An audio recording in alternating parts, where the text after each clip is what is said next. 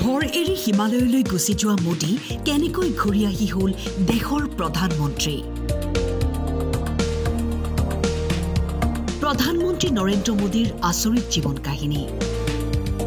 আজি ভাৰতৰ প্ৰধানমন্ত্ৰী সমগ্ৰ বিশ্বৰ অন্যতম জনপ্ৰিয় নেতা। ঘৰ এৰি যেতিয়া মোদী হিমালয়লৈ গৈছিল তেওঁ নিজেই জনা নাছিল কি বিচাৰি ফুৰিছিল। তেওঁ কলৈ যাব, কি কৰিব, অস্পষ্ট আছিল জীৱনৰ লক্ষ্য।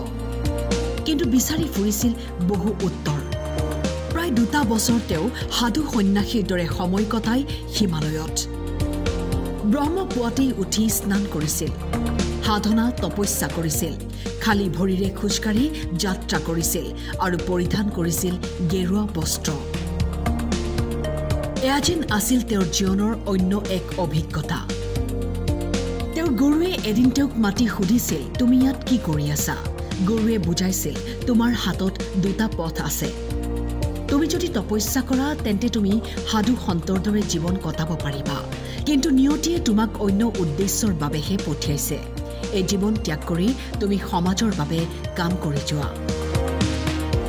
এই কথাষাৰৰ পিছত নৰেন্দ্ৰ মোদীৰ যেন জীৱনেই সলনি হৈ গ'ল। গুৰুৰ কথা, গুৰুৰ মন্ত্ৰ সাৰোগত কৰি তেওঁ উভতি অহাৰ পিছতেই চাওক কি সংযোগ।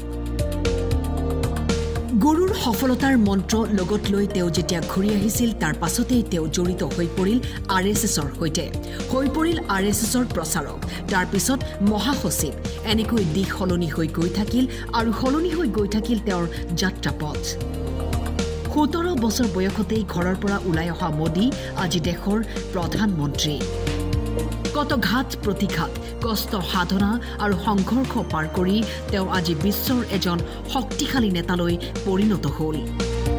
প্ৰধানমন্ত্ৰী মোদীৰ আজি ৭৫ সংখ্যক জন্মদিনত দেশবাসীয়ে কৰিছে মন্দিৰে মন্দিৰে যজ্ঞ প্ৰাৰ্থনা। প্ৰধানমন্ত্ৰী নৰেন্দ্ৰ মোদীলৈ আমিও জনাইছো আন্তৰিক শুভেচ্ছা। News desk, time 8।